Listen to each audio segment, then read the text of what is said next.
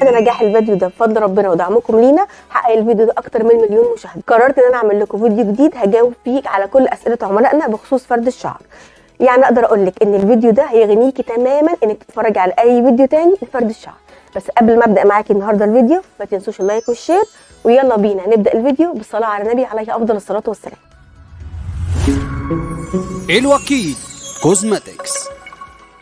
عملاء الوكيل في كل مكان، ازيكم عاملين ايه؟ معاكم مروه من شركه الوكيل كوزماتكس. النهارده معانا جميلتنا جنه نجمه فيديو الاول، رجعت لينا بعد سنه من فرد شعرها لان مامتها حابه تعيد على الشعر بفيلر السوبر بلس. تابعي معانا خطوات وتركات فرد الشعر لان الفيديو ده مهم جدا، وازاي تكون جلسه فرد الشعر ناجحه 100%. ومش بس كده، ده كورس مجاني لاي بنوته حابه تبدا مشروع ليها. تابعينا واحفظي الفيديو ده لانك اكيد هتحتاجيه. ونيجي دلوقتي لخطوه تجهيز الشعر، ودي خطوه مهمه جدا لان لازم تكون فروه الشعر نظيفه جدا، وخصوصا لو فروه الشعر دهنيه. يفضل ان احنا نغسل فروه الشعر قبل الجلسه ب4 ايام بكلير الازرق وبدون استخدام كريمات او زيوت. وطبعا زي ما انتم شايفين دلوقتي بنبدا نغسل الشعر بكلير الازرق، ولازم نغسل الشعر كويس جدا عشان يكون جاهز لاستقبال معالجات الشعر. هنخلص غسيل الشعر ونرجع لكم تاني. وهنبدا ننشف الشعر باستشوار بنسبه 80% علشان يكون الشعر بتاعنا جاهز لاستقبال معالجات الشعر.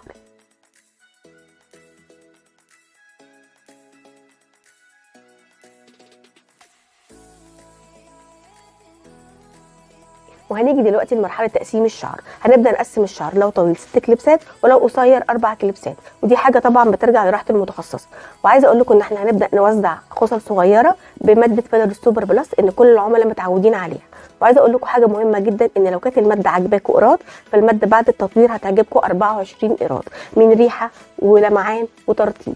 ومش بس كده، علاج كمان، حاجه كده اتعملت عشانك مخصوص بخبره سنين في معالجات الشعر، ويكفي انها من الوكيل كوزماتكس. طبعا العلبه بتكون 100 جرام صافي وبتكفي شعر متوسط الكثافه لغايه الكتف. وطبعا واحنا بنفتح العلبه لازم نكون متاكدين ان العلبه متبرشمه ضمان سلامه المنتج.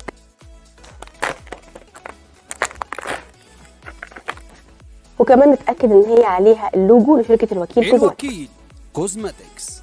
هنبدا بالتوزيع على الشعر من كريم فيلر السوبر بلس. بناخد كميه من الفيلر ونبدا بالتوزيع، ونراعي نص سنتي من فروه الراس. بعد كده نبدا نعمل مساج للشعره عشان يتشرب، ويفضل في الخطوه دي عدم استخدام المشط. المساج بيكون بالايد بس. الماده هتساعدك جدا في تسليك الشعر وسهله جدا في السحب والتوزيع.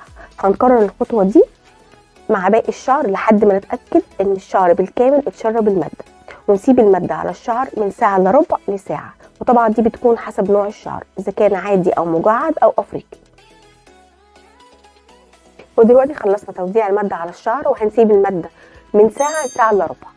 وعقبال ما الساعه تعدي هقول لكم على معلومه مفيده جدا بتعدي على ناس كتير، وخصوصا الكوافيرات اللي لسه مبتدئين.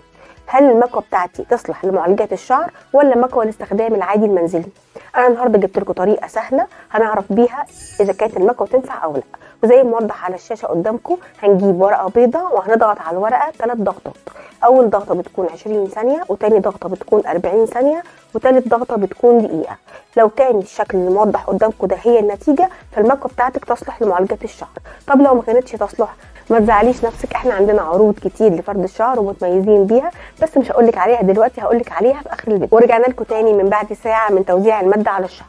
ودلوقتي هنبدا خطوه مهمه جدا، هنعمل خطوه مهمه جدا، وهي خطوه النص شطفه. ودي لها طريقتين. الطريقه الاولى بتكون للمحترفات، وده انا هقولها لكم على السريع. والخطوه الثانيه دي بتكون الاسهل وانا هشتغل بيها عشان تكون سهله عليكم. الخطوه الاولى بناخد الشعر مباشر على الحوض وبنشطفه نص شطف. بس الطريقه دي لازم نكون محددين عدد العبوات صح، ومديين الكميه صح للشعر. وهيظهر على الشاشه قدامكم صوره فيها اطوال الشعر عشان نقدر نحدد عبوات الفيلر المناسبه لكل شعر. وهنيجي دلوقتي للطريقه الثانيه، ودي الطريقه الاسهل ان انا هشتغل بيها عشان تكون سهله عليكي وتقدري تشتغلي بيها. وزي ما انتم شايفين دلوقتي هنبدا نرش ميه على الشعر، بخات بسيطه.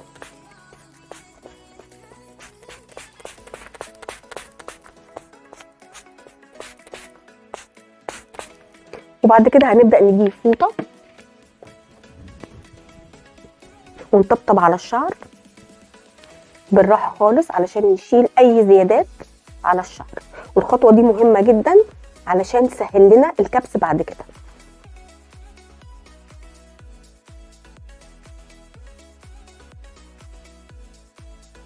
وبعد ما خلصنا الخطوه دي هنبدا ننشف الشعر بسشوار بنسبه 100% علشان يكون الشعر جاهز ان انا اعمل كبس بالبيبي ليس.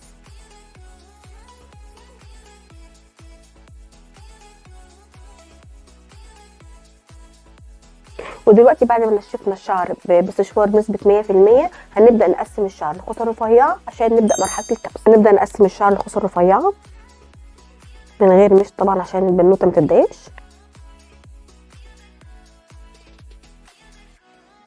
علشان نبدا مرحله الكبس.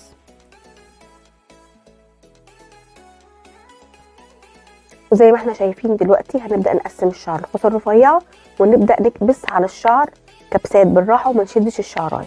طبعا كبس الشعر بيكون من 15 ل 30 كبسه. شعر جنة عشان ما شاء الله كويس هياخد 15 كبسه بس. كبس هيكون بالطريقه اللي انتوا شايفينها دي.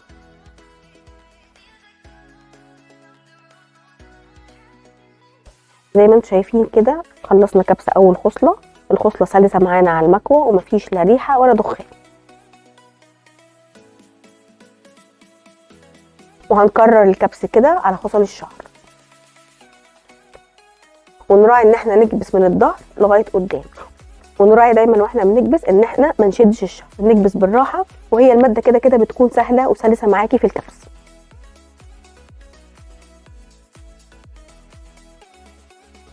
ودلوقتي بعد ما خلصنا مرحله كبس الشعر عايزه اقول لكم معلومه مهمه. الاطفال ساعات بيكون في بيبي هير زي ما انتم شايفين كده اللي قدام عادي بنكبسه بالمكوه ونقدر نجيبه. اما لو البيبي هير قدام صغير ما انصحكوش ابدا ان انتوا تكبسوا عليه بالمكوه. وطبعا شطاره اللي بتشتغل لازم تكون عارفه ازاي تتعامل مع كل انواع الشعر. وزي ما احنا شايفين قبل ما نغسل الشعر بسم الله ما شاء الله الشعر طراوه ولمعان. ونيجي لمرحله الغسيل النهائي للشعر اللي هنستخدم فيها اول مره بس شامبو كلير الازرق علشان ننزل اي بقايا من الماده. وبعد كده هنغسل بمجموعه سوبر بيري من الوكيل كوزماتكس اللي بتتميز انها خاليه تماما من السلفات وبتتكون معانا من شامبو لتر وبلسم لتر وحمام كريم نص لتر وسيرم 120 مللي. هنكمل غسيل الشعر ونرجع ليكم بالنتيجه النهائيه.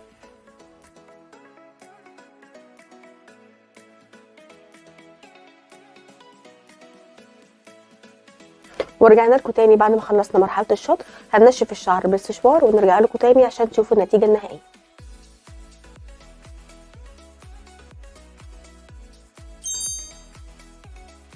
ورجعنا لكم تاني بعد ما نشفنا الشعر. زي ما انتم شايفين الشعر بسم الله ما شاء الله النتيجه النهائيه. الشعر بسم الله ما شاء الله طراوه ولمعان. وعايزه اقول لكم ان احنا كمان مش حاطين سيرم. شايفين اللمعه؟ لو شعرك بايظ متقصف. وعايزه اقول لكم ان شعر جنة اخد عبوه فيلر واحده.